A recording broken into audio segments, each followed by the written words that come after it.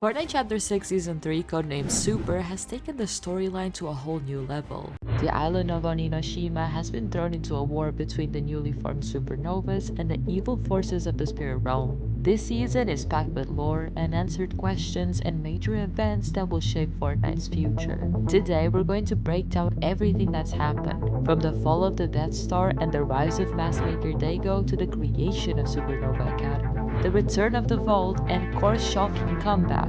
So grab a seat, loopers, because this is going to be a deep dive.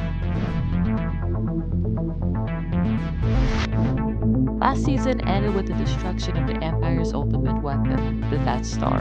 During the Sabotage Live event, we joined forces with the Rebellion, Hope and Jones to infiltrate the space station. After disabling its defenses, the Blue Squadron launched proton torpedoes into the thermal exhaust port, blowing up the Death Star for good. But its destruction had consequences. Debris from the explosion crashed into the spirit portal that Daigo was opening. The impact unleashed a massive spirit portal beam, cracking the loop bubble and sending out a zero-shard shockwave across the island. This shockwave knocked out Oninoshima's inhabitants, and when they woke up, some discovered they had superpowers. This single event set the stage for everything happening now.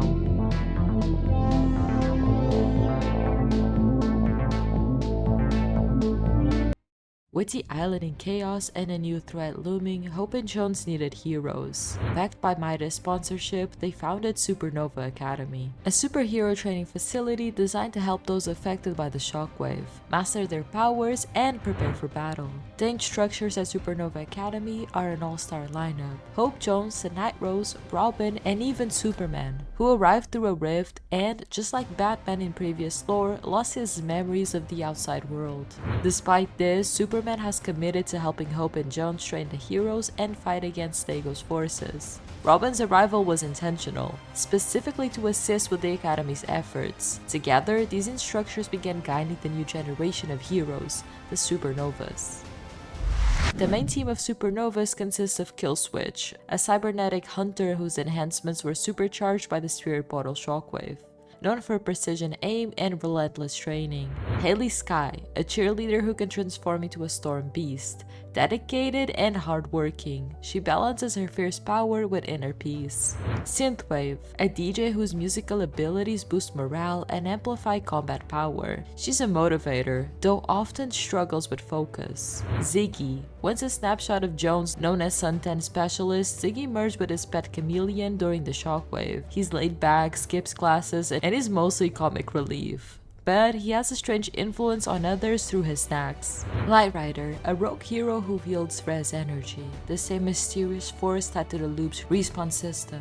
Independent by nature, she struggles with teamwork but is learning to adapt. Morgan Mist, the most promising student, gifted with arcane shadow powers, intelligent and curious, though lacking confidence. Hope personally assigns us the Looper to mentor Morgan through her trials. The first arc of the Supernova Academy storyline focuses on Morgan Mist. Hope sees immense potential in her, but knows Morgan needs help mastering her abilities. We start by recovering Morgan's dispersed shadow proxies across the island to stabilize her powers. Once that's complete, we officially meet Morgan and begin training alongside her. Our next mission takes us to Demon's Domain, where we install surveillance equipment to investigate the spires, mysterious structures linked to Maskmaker Daigo's plan. After collecting spire fragments, we deliver them to Superman for analysis. He warns that the spires pose a serious threat and promises to study the fragments further. In Part 2, Morgan Mist investigates. Morgan grows suspicious of the Academy's leadership. She believes Hope, Jones, and the Night Rose are hiding something. And she's right. Together, we search their offices for clues and uncover a shocking secret. An archway in Utopia City serves as a gateway to the vault. When we unlock the gateway, a hologram of Midas appears, explaining that their goal is to recover the zero-point shard from the Dark Presence and seal it inside the vault for safekeeping. Hope confirms this plan when we confront her, revealing that the Vault project is Midas' top priority, because multiple Zero Shards may still exist across the Omniverse. This revelation sets the stage for an even bigger twist. The Vault has returned. The vault was one of Fortnite's greatest mysteries, first seen during the unvaulting event in Chapter 1 Season 8. Its reappearance in Utopia City suggests a massive story connection, especially since Utopia City and Supernova Academy share architectural similarities with Neo Tilted and Mega Mall. Locations designed by Singularity in Chapter 1 Season 9. Could Singularity be involved in the vault's return? That's a question for later, but for now, the vault's purpose is clear: to secure 0-point shards and prevent another catastrophic event. But with the Dark Presence moving faster than ever, time is running out. Keno and Jay, Daigo's siblings, play a major emotional role this season. Initially, Keno believes Daigo willingly embraced darkness and urges others to eliminate him. But after investigating, Keno learns the truth. Daigo is not in control. The Dark Presence has possessed him, forcing his actions. This revelation reignites Kendo's hope, aligning him with Jade, who never doubted her brother's innocence. Despite warnings from the Fox Clan and River Guard about Daigo's cursed path, the sibling remains determined to save him. Their struggle underscores one of the season's key themes: redemption versus corruption. Alongside Daigo, a familiar face returns: Core, the mercenary introduced in Chapter 2 Season 8. Once tied to the Imagined Order, Core now serves as a Dark Presence lieutenant. Her description reads, "sworn to darkness for the right price." Unlike previous Spirit Realm lieutenants who were bounded by force, Core's allegiance appears voluntary, raising questions about her motives and potential knowledge of the IO and the Spirit Realm. Daigo, now known as the Maskmaker, is completely possessed by the Dark Presence. His goal: to use Spire Monoliths to drain the island's energy and anchor the Spirit Realm to Oninoshima. These spires spread corruption across the land, while feeding power to the Maskmaker, who has entered an Empire state following the latest update. Hidden beneath the Demon's Domain Dojo is an enormous portal emitting whispers of the Demon's King's name, Azuma Dizu. Nearby, 3 sinister masks lay. 2 cracked, 1 restored. These relics suggest an ancient connection to the Spirit Realm's dark ambitions. If the Maskmaker succeeds, the Spirit Realm could merge with Oninoshima. The corruption is accelerating, and with the arrival of new spires, the final battle looms closer than ever. Just as Supernova Academy began establishing itself as a beacon of hope, Daigo's forces launched a surprise attack. The assault devastated the campus, its halls ransacked, its land corrupted by Spirit Realm energy. What had been a safe haven for new heroes was reduced to ruins. Despite the destruction, no lives were lost. The students and instructors managed to evacuate in time, ensuring the Academy's mission would continue.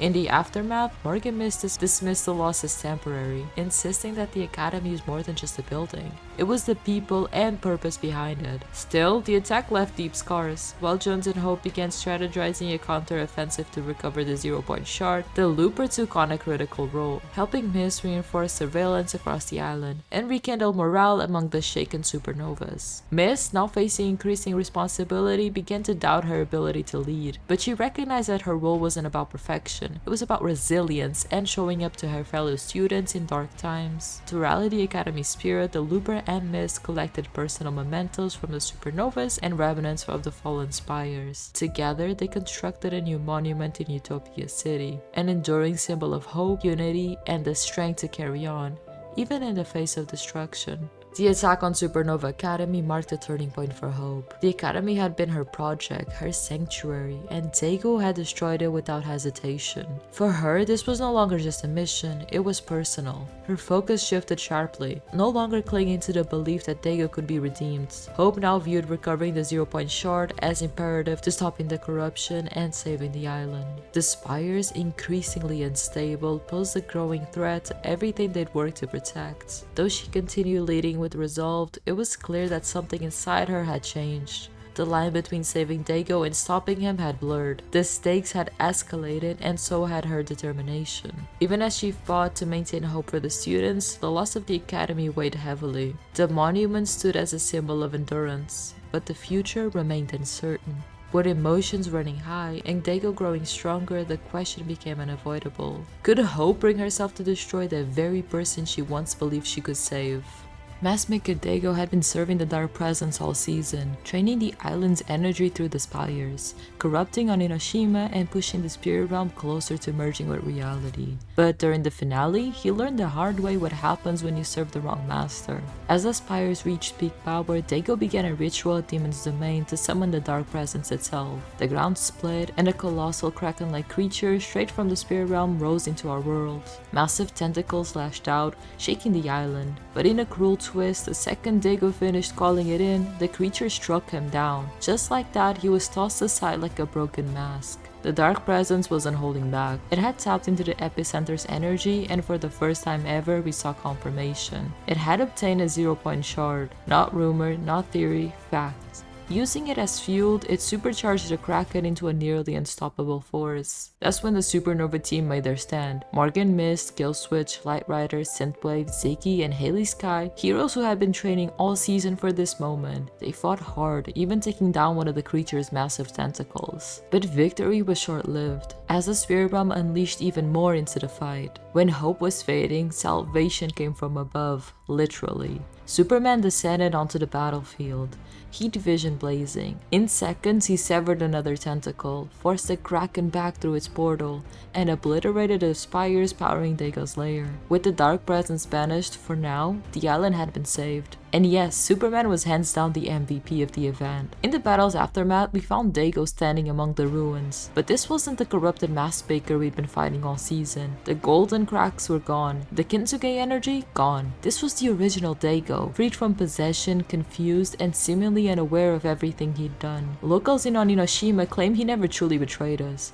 that he'd been a puppet for the Dark Presence the entire time. The siblings, Jane and Keto, were proven right. Daigo wasn't the villain after all. But just as redemption seemed possible, a new threat quietly emerged. The severed tentacle Superman left behind began to rot. Its foul stench attracted strange oversized flies, which burrowed into the ground forming nests. What looked like a small nuisance is already spiraling into a full-blown infestation. And in the coming season, we'll need help, big help.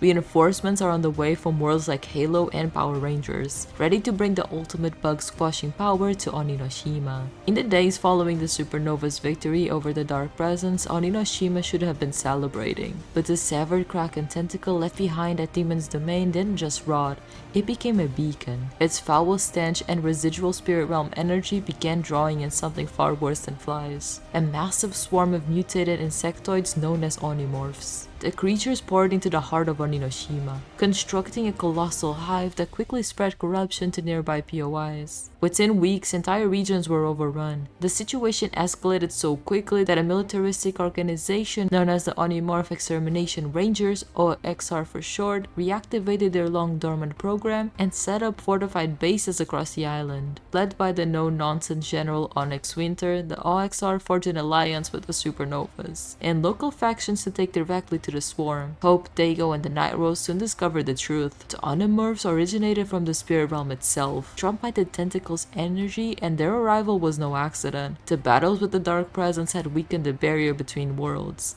and the Onimorphs were using that structure to evade. Recruited by General Winter, we, the Looper, were dispatched to the front lines. Our first mission took us to overrun OXR outposts, where we fought alongside their agents to reclaim the base from the swarm. Meanwhile, Hope and Jones began their own urgent mission, planning an extraction of the 0-point shard from deep within the spirit realm. Their search for the swarm's entry point led them back to Daigo's ruined lair, where we uncovered something chilling, an active anomaly pulsing with spirit realm energy, and growing stronger by the day. So here's where we stand. The Dark Presence had been banished, Daigo is free, and the island survived another apocalyptic showdown. But peace didn't last long. That severed Kraken tentacle wasn't just debris, it was lore, and the Onimorph swarm answered the call. Now a colossal hive pulses at the center of Oninoshima, spewing out waves after wave of mutated insectoids. The OXR have mobilized. General Onyx Winter is calling in every fighter available, and the Supernovas are standing shoulder to shoulder with us on the front lines. Hope and Jones believe these things are coming straight from the spirit realm, and with the barrier between worlds crumbling, the invasion is only gonna get worse. But this isn't just a war, it's the build-up to something much bigger. That spirit realm anomaly under Daigo's lair is growing stronger, and if it breaks open completely, we may not just be fighting the swarm, we could be facing the Dark Presence again, supercharged and ready for revenge. If the next live event is the final battle for Oninoshima, then this is our last chance to turn the tide. Bigger threats, bigger battles, and alliances that we've only dreamed of are on the horizon. The countdown has started, and when the time comes, we're not just going to fight back, we're going to finish this. Thank you so much for watching, and if you liked the video, don't forget to leave a like and subscribe.